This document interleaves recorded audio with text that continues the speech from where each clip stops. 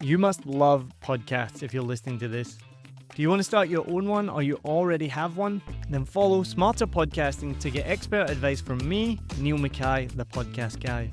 Since 2019, we've worked with over 40 podcasters, produced over 700 episodes, and helped many podcasts get to the top of the Apple Podcast charts.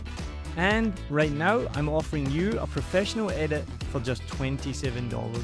Click the link in the show notes.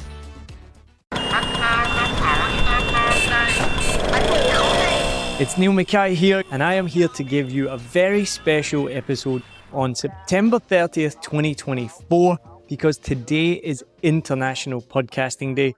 What does that mean? I have no idea. There's a day for everything. There's Pancakes Day, there's Picture Frame Day, there's a day for everything. But today, September 30th, 2024, is International Podcasting Day. So I'm going to share with you some fun facts and insights about podcasts.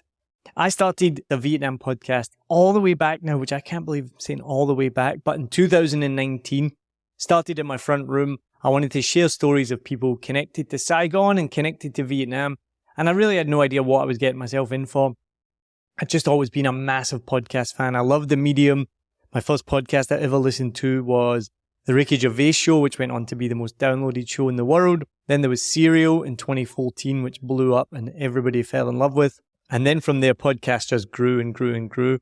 My favorite around the time I started mine was The Revisionist History, which I just read about Malcolm Gladwell yesterday. He's bringing out an updated book, and I loved that one. Stage Left was good. They interviewed people who played with famous musicians, but they were stage left. They were the guitarist or the drummer, so they weren't famous themselves. And my biggest one for many years was the Guardian weekly football podcast, which wasn't actually weekly, it was 2 or 3 times a week.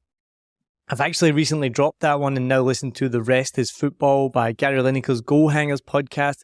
I've been listening to podcasts about dictators, which I love as well. It's called Dictators.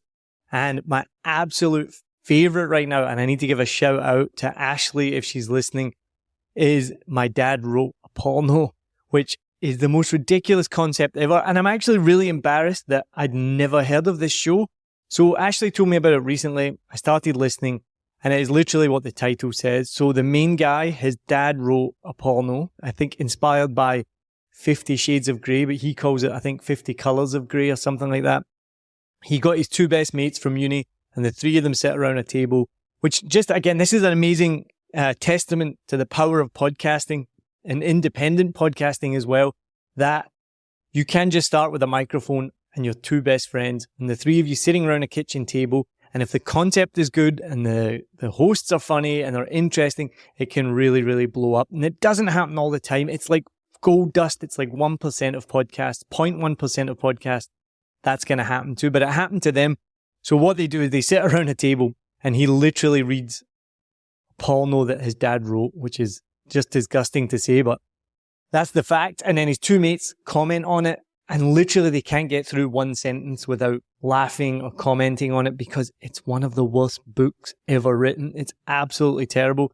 And the favorite line I've used lately a lot is he talks about the main protagonist having distressed lettuce.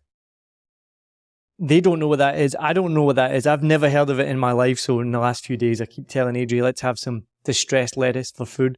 But so check that one out. My Dad Wrote a Porno. That went on to have millions of downloads. As I said, I only just found out about it. And then when I looked into it, it came out in like 2016. So it's been out for years. It got its own HBO special. They traveled the world. The episode I'm listening to right now, they're about to go and play in the Sydney Opera House. Perform in the Sydney Opera House and reading it out. They do stage shows. They wrote their own book. And all of that life-changing stuff happened from them starting a podcast.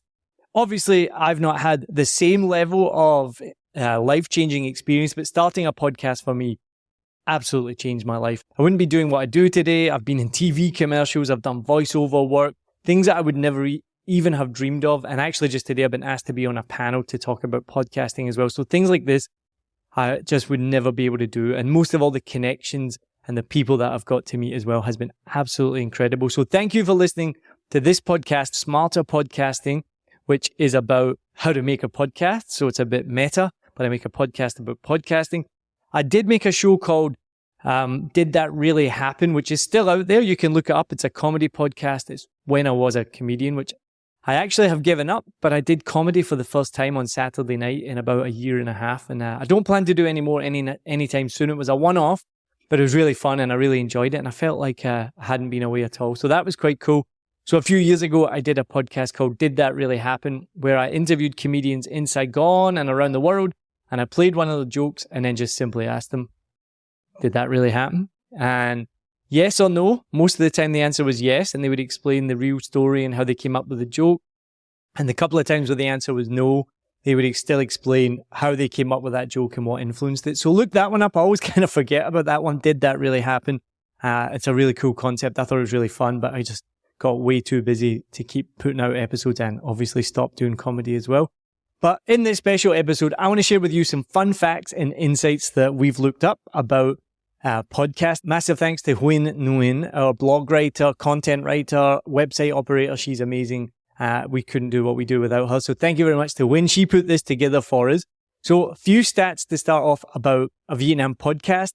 We are on the cusp of hitting 80,000 downloads. To be exact, as of writing today, 78,677 times across all platforms a Vietnam podcast has been listened to, which when you put it in comparison to these podcasts, like the ones I mentioned that get millions of downloads, it doesn't sound that impressive. But when you think that most podcasts get on average about 50 listens per episode, and the fact that we've been going for 5 years and producing pretty consistently, apart from some breaks, 80,000 downloads, that's pretty incredible. And I couldn't believe this one. We have produced over 298 episodes. I think this one right now will be 299, which is absolutely mind-blowing. We're about to have a 300th episode. And it's just such a rich and diverse library of aspects of Vietnam, whether it's interviews, history, or current events, or my own stories. So we're really excited to just keep growing that content and keep sharing those stories. A couple of stats on Smarter Podcasting, which comes out less frequently. It's every 2 weeks. I've been doing it for a shorter time, obviously, and it's been a bit up and down, but I'm trying to make it more consistent. So we've now published 28 episodes, and I'm only 12 episodes away from hitting the next major milestone of 50 episodes. And if anyone knows anything about podcasting, there's something called pod fade, which is when podcasts just disappear after 8 episodes because the host or the creators didn't realize how much work it was going to take to make those episodes. And so they just stopped making them. So I was just really proud to get past 10 episodes with that. And we're on our way to hitting 50 very, very soon. We've got the next 6 episodes recorded and we've got episodes already planned into the new year, and next year's going to be even bigger. And that has a growing international audience as well. It's been listened to in 50 countries, and it just shows you how the love for podcasting is truly global. All right, now that's enough about my podcast. Let's get into the podcasting world and the fun facts. Now, I hope that you would know this, but you might not, because I did this question at a quiz recently, and I thought it was like a really easy question. And the question was, where does the word podcast come from? And there was a lot of people that didn't know. And I guess because it comes from a combination of the two words iPod, which if you're old like me, you'll remember the iPods way before the smartphones, and the word broadcast, because podcasts are like a radio station, radio show, put the two words together, an iPod and a broadcast, and it becomes a podcast. So even though that term has been about since, they say 2004, and even though the iPods died a long time ago, they're still called podcasts. Number 2 is the first podcast ever is credited to Dave Weiner and Adam Curry, who's known as the Podfather or the father of podcasting. And in 2004, Curry created a program called iPodder, which allowed him to download internet radio broadcasts to his iPod. And Weiner also contributed by creating the RSS feed for audio. Number 3, podcast's explosive growth. Podcasting has seen massive growth since its inception. There was a bit of a lull between the Ricky Gervais boom and Serial, and then since the advent of the Serial podcast, since Serial came out in 2004, it's just gone on and on from there. So as of 2023, there are over 5 million podcasts in the world. Not all of them are active, but they're out there, and over 70 million episodes available across all platforms. That's mind-blowing. Number 4, podcasts are global. They truly are an international medium. And some of the most popular podcast markets outside of the US include countries like Brazil, South Korea, Spain, and Australia. And I think it's Indonesia is the fastest growing podcast market in the world. Number 5, one of my favorite stats, listeners love to binge podcasts. Once people start listening, they don't stop. One of the biggest stats that really separates podcasts from YouTube is studies have shown that 80% of listeners will listen to all or most of an episode, no matter how long it is, once they start it. So if you're listening right now, thank you very much. We're about 60% of the way through. Number 6, the most popular podcast genres. Now, everybody loves true crime, but actually the most popular genre globally is labeled as society and culture, which what this podcast comes under as well, followed closely by comedy, news, and true crime. Obviously, true crime podcasts have become especially popular with shows like Serial and My Favorite Murderer reaching massive audiences. And I know my wife's favorite podcast is Psychopedia, which I've listened to a little bit and it's pretty good as well. Number 7, we can't go through this list without talking about Joe Rogan and Joe Rogan's podcast deal, which he signed with Spotify in 2020 for $100 million, making it one of the largest deals in podcasting history. His show is now available on all platforms and it's listened to worldwide. It's number 1 on the podcast charts nearly every single day. I have no idea why. I don't listen to it, but it's not for me. Number 8, podcasts aren't just audio anymore. And I cringe to say this because I used to be the biggest proponent of podcasts being audio only. It's not a video, as I'm recording this for audio and video right now as well. Unfortunately, we've passed the Rubicon, if that's the right phrase. Podcasting truly is video now. So to me, if you only have a video, you really shouldn't be calling it a podcast. And I still cringe at that. I've seen companies put out a one-off webinar saying that, hey, listen to our podcast. And I'm just like, it's just a webinar. It's not a podcast. But if like me, you do audio and you record it and then you put that video out and you make little shorts as well, in my mind, you can still call it a podcast. Number 9, listeners have increased during commutes, which will not surprise you. One of the reasons podcasts have grown so much is because they fit really well with busy lifestyles. And people often listen while commuting, especially in the US when you have car journeys. Here in Vietnam, more and more people are driving, gives you more opportunities to listen in the car, and you can listen on your bike, which you probably shouldn't, but I mean, who doesn't do that here in Vietnam? I always listen to podcasts at the gym or while I'm doing the dishes as well. And that's how I actually came up with the name 7 Million Bikes, was while I was doing the dishes.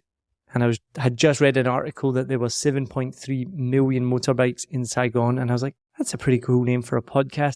So originally, this podcast was called 7 Million Bikes, a Saigon podcast. It's now just a Vietnam podcast, and 7 Million Bikes podcast is obviously the company that makes this and makes all of the shows that we help produce.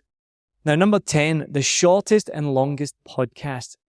Podcasts, as you probably can imagine, come in all different shapes and sizes and lengths. The shortest podcasts are actually 5 minutes or less, like the Daily Meditation podcast or Daily News podcast, which just give you the quick highlights.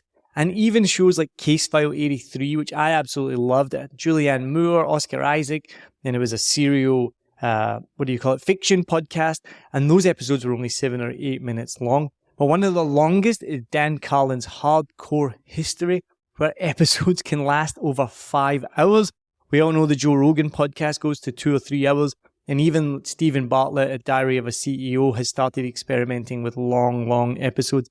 And apparently they still get a lot of downloads. I think the engagement will be a lot less. And I don't think people are actively listening so much. It's probably on in the background more, but it shows that your podcast can be any length. And it is one of the biggest questions I get when I'm working with new clients is, how long should it be? And it really is, how long is a piece of string? It's completely up to you. It's as long as it needs to be. Number 11, diverse voices in podcasting. Podcasts have given a platform to independent voices, which really helps allow creators from diverse backgrounds share their stories and perspectives without needing to go through the gatekeepers at major media companies and have to get past that to be able to create content. So it really is amazing how podcasting has democratized media in so many different ways. Number 12, podcasts influence buying decisions. Now, you may be sick of listening to ads, but the stats show that podcast listeners really do respond to them, and they're not that much of a discouragement to people listening to them. And at the end of the day, we are all putting out this content for free. You may have heard an ad at the start of this episode.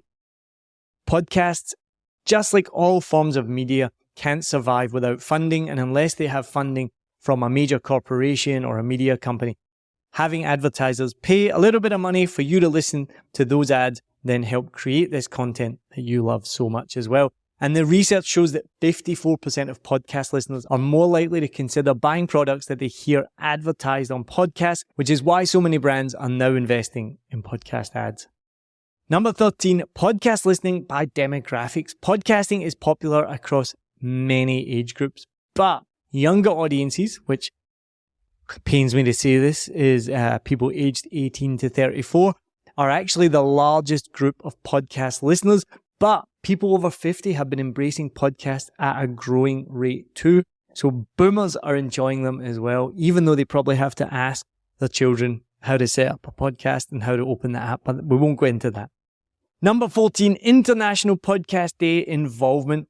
International Podcast Day today, September 30th, has featured participation from over 100 countries and hundreds and thousands of podcasters, showcasing the medium's global reach. From meetups in person to live streams and episodes just like this, today is an event for celebrating the community of podcasters and listeners like you.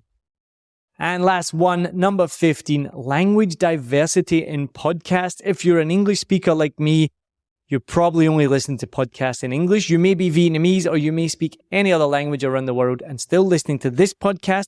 But if you speak a language other than English, those podcasts are growing massively as well. And I see that especially here in Vietnam with the amount of Vietnamese podcasts. But although English is the dominant language, there are now podcasts in multiple languages such as Spanish, French, German, Mandarin, and even more, and Vietnamese obviously as well. So this makes podcasting a truly global and multilingual platform. So to wrap up, as we celebrate International Podcast Day, it's a perfect time to reflect on the incredible impact that podcasting has had on connecting people around the world, sharing their stories and amplifying voices from every corner of the globe that may never have been heard before. So whether you're a listener or a podcast creator, podcasts have become a vital part of how we learn, how we laugh, and how we engage with the world around us. For the past 5 years, a Vietnam podcast has been absolutely privileged to be part of this thriving community and to share diverse stories from expats, travelers, and locals who all share a deep love for Vietnam. Smarter Podcasting 2 is developing into an invaluable tool, helping thousands of podcasters around the world make the best podcast possible. So thank you to you for listening. Thank you for your support. And I also need to add a massive, massive thank you to the team at 7 Million Bikes Podcast who make this podcast possible. And that's Huynh Nguyen, Chelsea Conquesa Joy, and our newest editor, Niall, who's going to be editing some of these podcasts soon. And to everybody along the way who's helped us. So I remember Luke Digweed was an editor for a while. We've had Calvin Lewis helped us with social media. Anyone who I've missed who I can't think of, thank you so much for everything you've done to help make this podcast possible. And it goes without saying, of course, my number one fan who listens to every episode on her way to work, commuting, as we talked about, my amazing wife, Adria Lopez Mackay. Thanks again to you for listening. I really, really appreciate it. So if you have any questions about podcasting at all, any comments, or you're even thinking about starting your own show, then please don't hesitate to get in touch with me. The link will be in the show notes. Thank you again for listening. And don't forget, subscribe, follow, turn on notifications, and please, on Podcasting Day, International Podcasting Day, please share this episode with as many people as possible. Cheers. Hi, my name is Sal Jeffries. I run the Mindset, Mood and Movement podcasts. I've been working with Niall at 7 Million Bikes for the whole of this year, literally from the start of my podcast to date. And I want to say a couple of things. So when we record the podcast, sometimes there are things that I need tweaking. There could be edits or clips. It's really simple. I give those instructions to Niall, he gets it sorted. There's sometimes a sound level differences between the guest mic and mine. Again, that's all sorted so the outcome is a really balanced sound. And also if there are issues with voice, little kind of sound interruptions, all those things that can distract a listener, Niall knows exactly what to do, cleans it up. The end result, highly professional, beautiful sounding podcast without distraction. That's exactly what I want. I know my listeners do. So if you're interested in having that level of podcast and that kind of quality, Niall is a great guy and I highly recommend you speak to him.